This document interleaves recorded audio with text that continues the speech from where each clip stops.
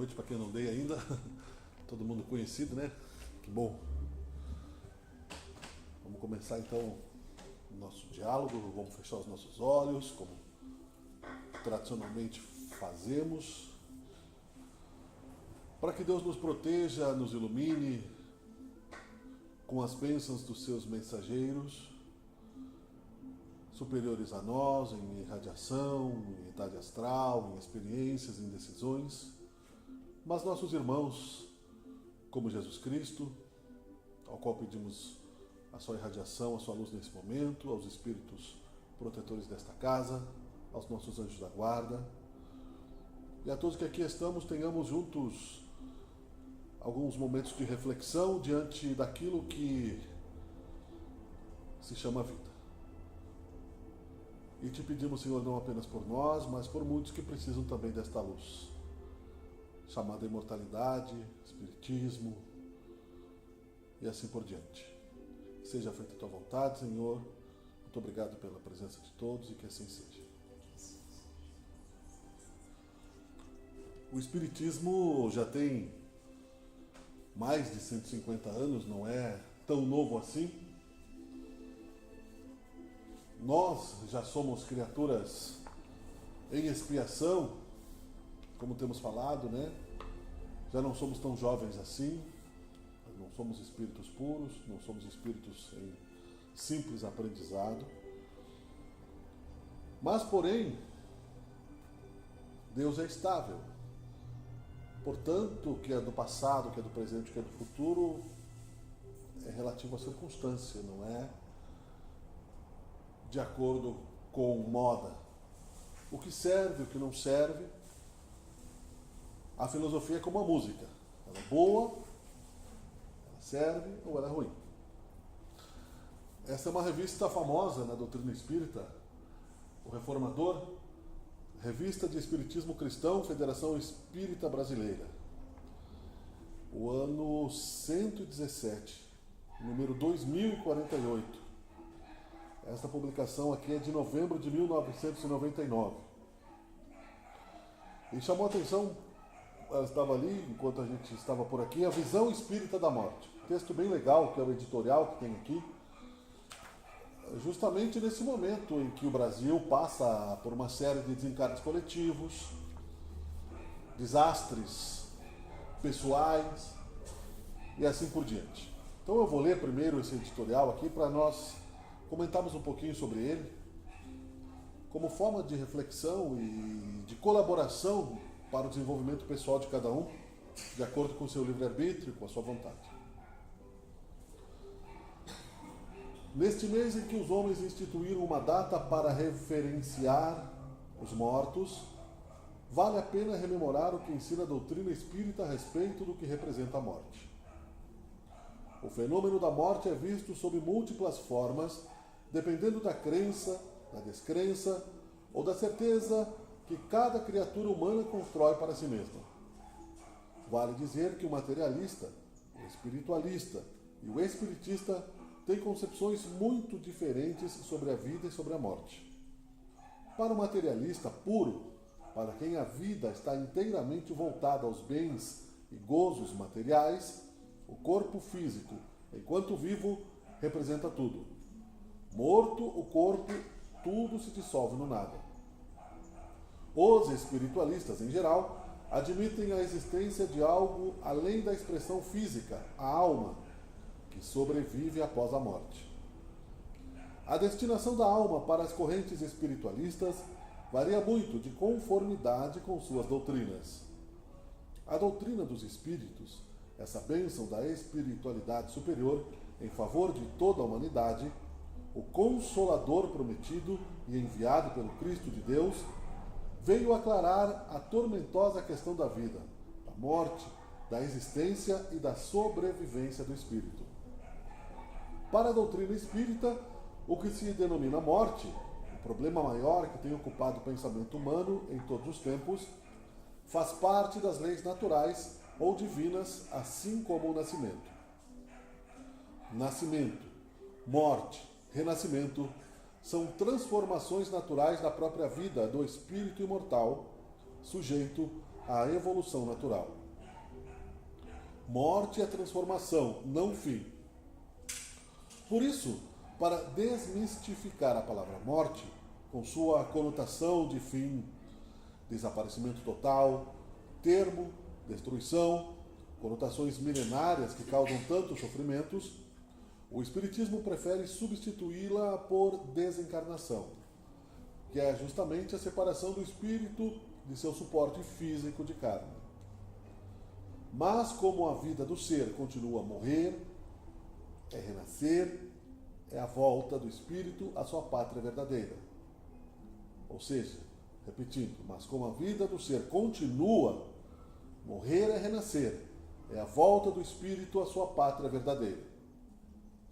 Morrer, pois, é prosseguir vivendo em outra dimensão vibratória, com os sentimentos adquiridos, com a visão espiritual ampliada, com os amores, as alegrias e as saudades do ser, mas também com as imperfeições que não conseguiu superar. Morte não é o sono eterno, mas sim a libertação do espírito, enquanto não retorna à carne em nova e laboriosa existência. Para a nova luz, a morte, longe de ser a porta para o nada, é a continuação da vida eterna. Em lugar dos fantasmas teológicos, dos dogmas e dos suplícios infernais, ela acena com a esperança que todos podemos cultivar sem medos. Tem muita clareza nas palavras quando nós queremos encontrar a luz. Porque é preciso que nós busquemos a nossa vontade íntima para ir em direção à luz quando precisamos dela. E se conseguirmos estabilizar essa vontade dentro de nós, melhor ainda. Porque há muitas influências sobre a carne do ser encarnado. E essas influências fazem parte do projeto de Deus, do processo evolutivo. Porque Ele quer que nós surjamos desta natureza. Portanto, nossa lucidez com relação a este fenômeno morte ainda está como um vidro embaçado de casa, de um automóvel num dia de chuva. Basta passar a mão que melhora. Aí quando melhora fica a gordura da mão, fica o pó. E se quisermos realmente enxergarmos o outro lado, precisamos sair do carro, precisamos sair da casa, para que possamos ver a luz natural. Então, o que é preciso analisar diante da certeza de que nós não estamos esperando a morte chegar. Nós estamos nos relacionando com a vida. Morte não existe para o espírito. E aqui se grafa espírito em letra maiúscula, que é a consciência de cada um de nós. Existe a transformação. Quando será o nosso dia? Não sabemos. A nossa hora, o nosso momento, graças a Deus. Porque seria muito difícil, né? É claro que por um cálculo aproximado ninguém acha que vai viver 200 anos. Porque a característica biológica, genética da atual humanidade não permite. Diz a história que no tempo de Moisés, e até ele mesmo teria vivido 800 anos. Não se comprovou isso cientificamente. Mas se Deus criou a vida, por que não? Se um organismo cria outro, quem somos nós para duvidar de que fisicamente seja possível viver tanto tempo? Se isso não acontece, mas o espírito é imortal, é porque a morte na natureza é uma renovação. A folha que cai no outono renova, o fruto que cai na natureza se transforma para que a árvore siga dando frutos. Nós não estamos em condições nenhuma de nos colocarmos na condição de estarmos livres da dor. Não estamos. Jesus estava, mas exemplificou o comportamento que deveríamos ter diante da dor para que pudéssemos passar esta transição, pelo menos de forma mais positiva, corajosa. Não quer dizer que nós não sintamos dor. O Espiritismo é o consolador prometido. Ele nos consola diante de uma perda, diante de um sofrimento, diante de uma dificuldade, porque ele nos dá a visão de que, sendo a vida eterna, aqueles que partiram antes ou que estão adoentados, ou aquilo que nos acontece que nós não temos controle, que nos desgosta, tem uma razão de ser. E que se Deus permitiu que isso acontecesse, sendo Ele a inteligência suprema do universo, infinito amor, infinita bondade, infinita misericórdia, não nos cabe contestar. E aí entra uma palavra que demora um pouco de amadurecimento do espírito para entendermos o que significa resignação. É aceitar o que nós não podemos mudar. Não é conformação. Porque o conformista estaciona. E o Espiritismo não tem nada de conformista. O Espiritismo é uma doutrina evolucionista que vai além da biologia física, além da evolução de Darwin, das espécies que também evoluem fisicamente, como instrumentos de utilização do espírito. Nós estamos sempre pensando melhores tecnologias para que nos sirvam. Deus também, para que sirvam aos seus filhos. Na verdade, isso já foi pensado por ele, como disse Haroldo Dutra Dias numa palestra recente que eu estava escutando hoje pela manhã, que os espíritos dizem no livro dos Espíritos, se formos ler, para Allan Kardec, que ele não deveria imaginar que o universo foi criado com a criação da Terra.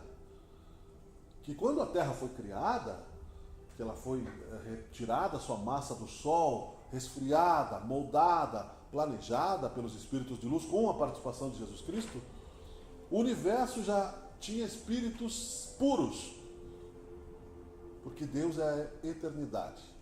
Não é para trás ou para frente, é a eternidade, não tem começo nem fim.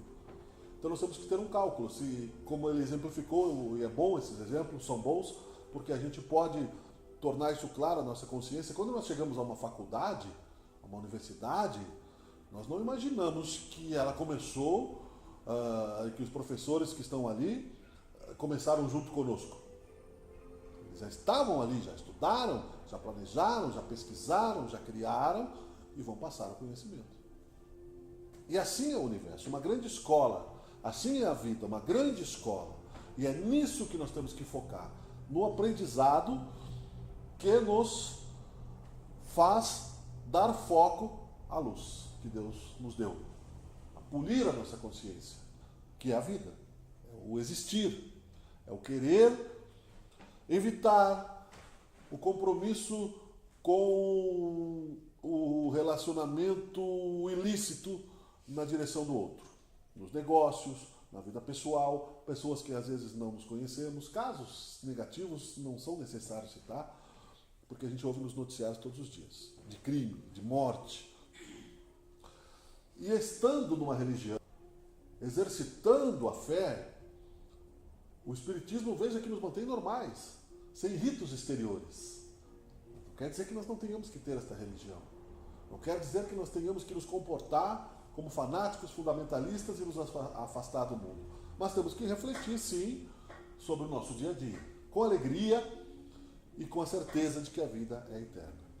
Porque morrer, no sentido, então, espiritual, para a luz, é viver na sombra.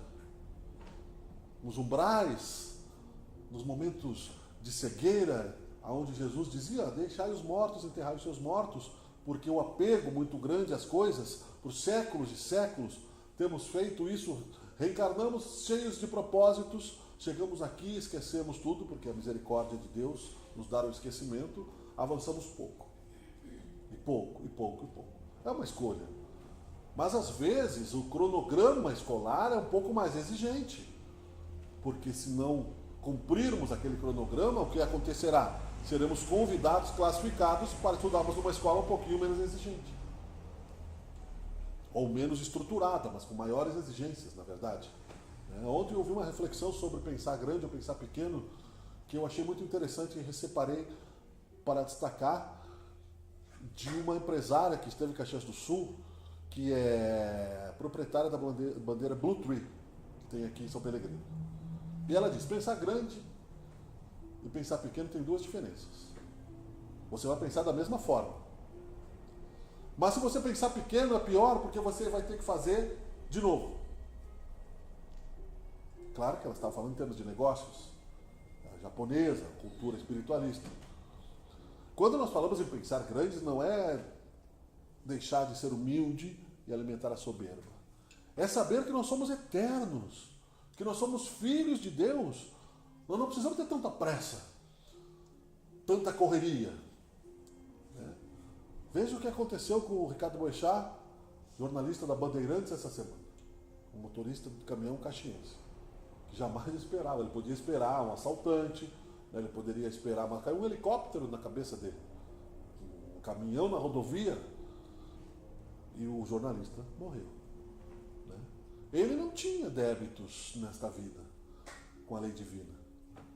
Porque os seus amigos, as testemunhas, todos os seus convivas, pelo menos publicamente, um homem generoso, um homem trabalhador, um pai de família, atingiu um grau de sucesso bastante satisfatório.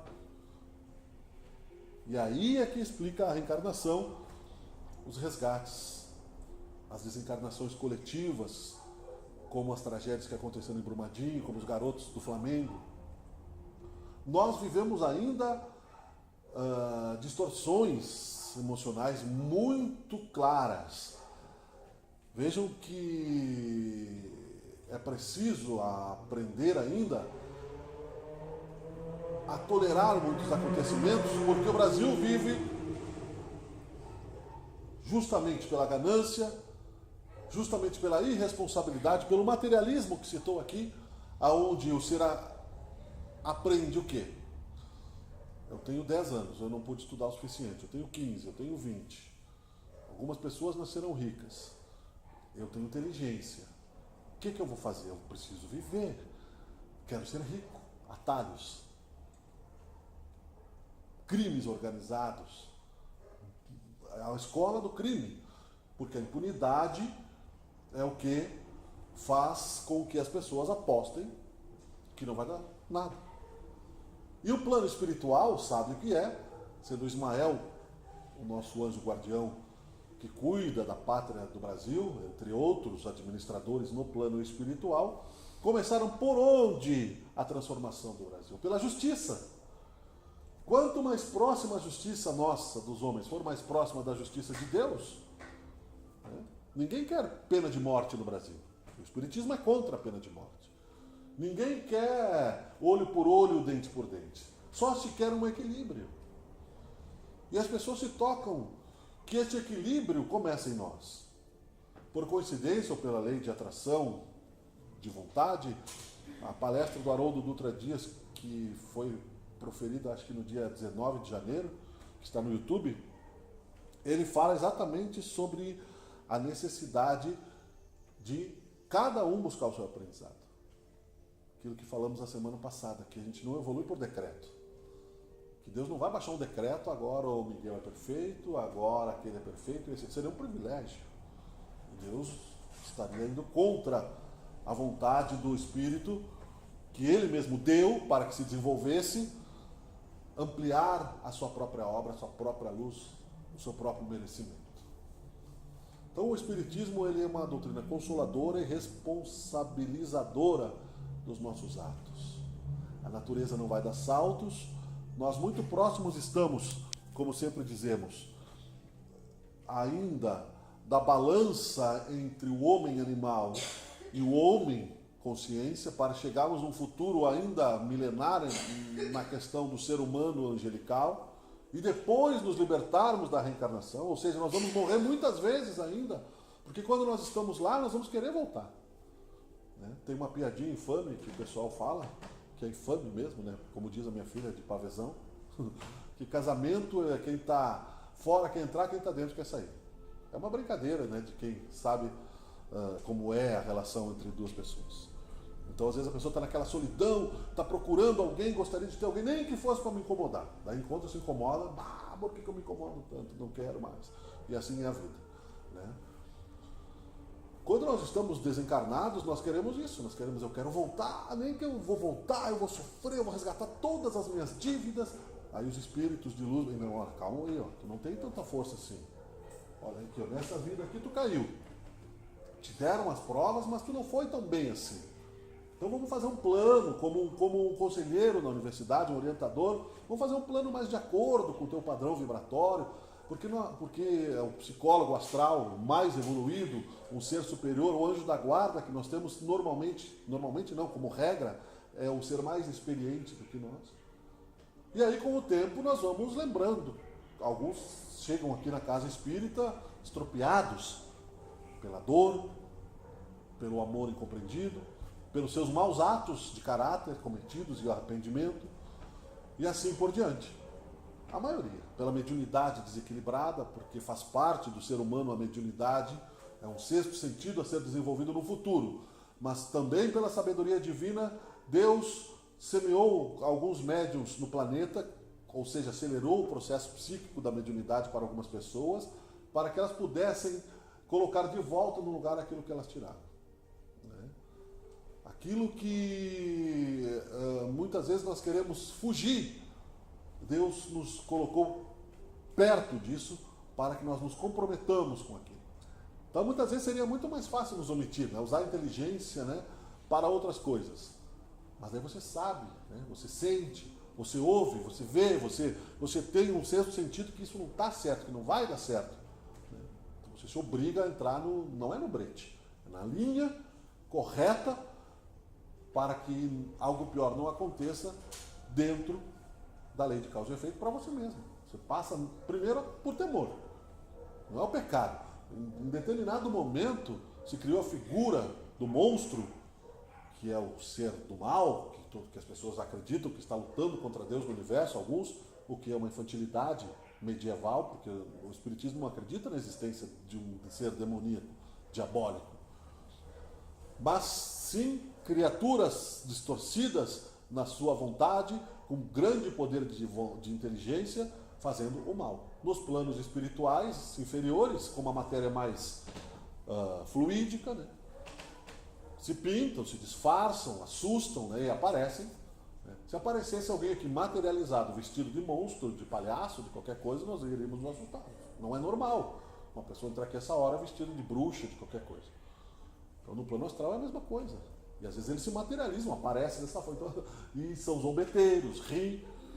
Se criou esta imagem para assustar, inclusive, as consciências. Os oportunistas que viram que isso acontecia se criaram como sacerdotes em torno disso. Porque isso dá poder. Eu estou vendo o que está acontecendo no teu oculto, mas eu não posso dizer. Mas eu sei que você tem uma fazenda, tem um montão de vaca. Então, né, a Inquisição fazia isso. E o Papa pediu desculpas, já o Papa João Paulo II já pediu desculpas da Inquisição. Né?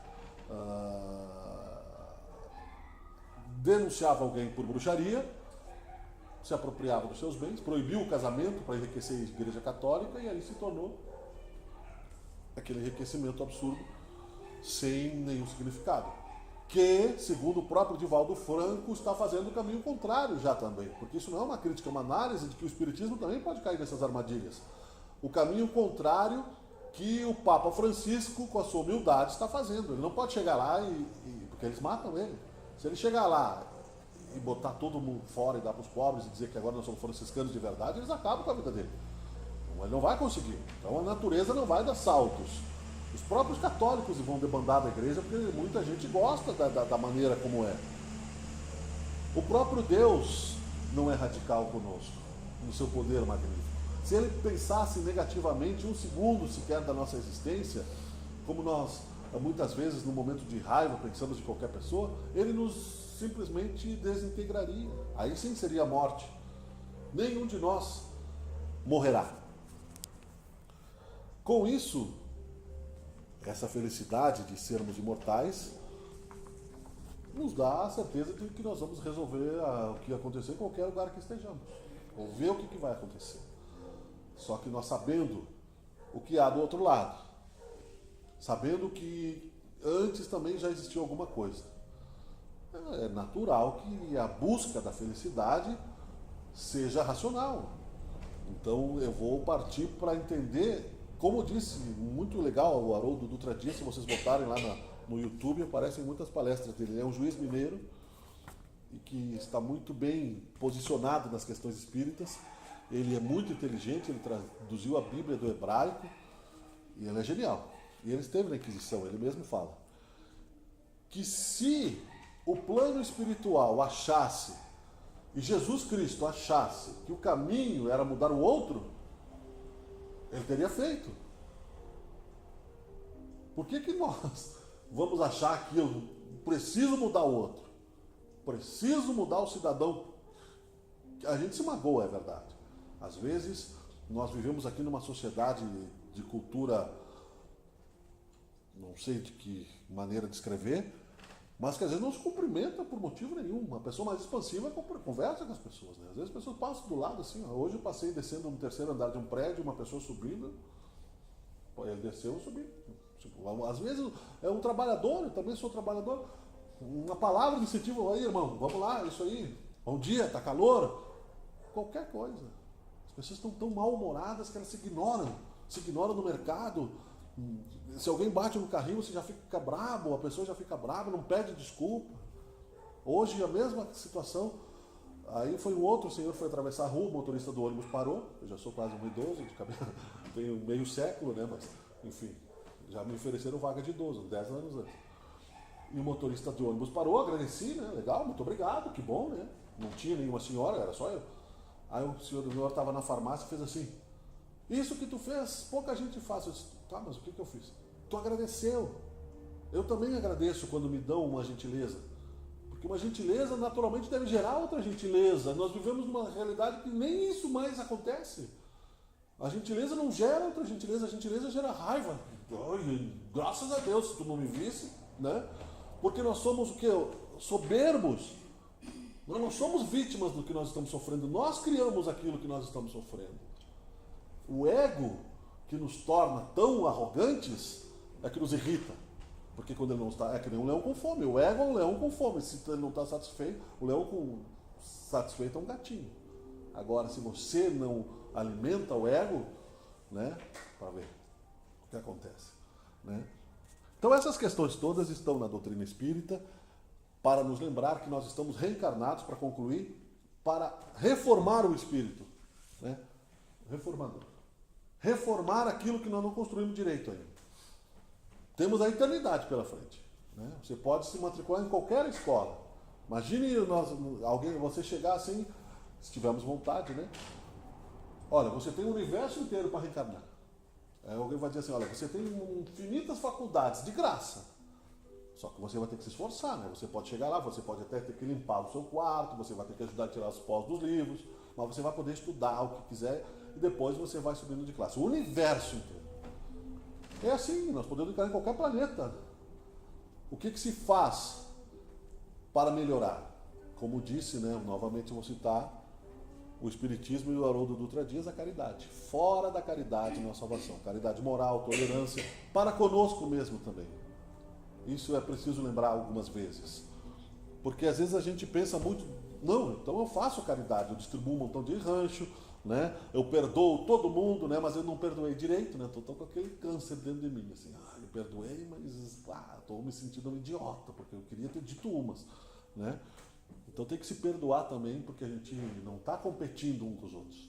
Ninguém tem que ganhar uma discussão, não é uma briga de foice. A evolução ela é íntima, cada um segundo as suas obras. O Espiritismo é o consolador prometido. Nós temos dor, nós temos sofrimento, temos sensibilidade, empatia com as pessoas que perdem os seus entes queridos, mas nós sabemos que a vida continua, que nós vamos nos reencontrar, que nós vamos voltar a ser jovens novamente, que no plano espiritual a gente escolhe a idade que quer aparecer, porque não há problema nenhum, né? Mas como a gente gosta de problema, a gente se entedia disso daí, né? A gente vai buscar. Então o ser humano precisa se tratar desses conflitos. Encontrar Deus sobre todas as coisas, o próximo como a si mesmo, e quando cair, recomeçar. Né? Recomeçar. Isso dará esperança também para muitos jovens suicidas que acham que um erro é o fim de tudo. Né? Um erro grave ou menos grave, né? Um pai de família, né? Alguém que foi à falência, que às vezes se mata ou cai na bebida, ou, né? tudo tem recomeço, né? Ninguém está aqui, se fôssemos perfeitos, nós não estaríamos aqui, nós estamos aqui num processo, nós estamos na linha de produção, né? Mas dia menos dia a gente aprende, a vida se torna mais fácil, outros desafios virão, mas cada vez mais prazerosos, mais alegres e mais firmes no momento de dor, de sofrimento, porque sabemos que tudo passa. A morte não existe, nós somos imortais, graças a Deus. Muito obrigado, seja feita a vontade do nosso Deus Criador, que assim seja.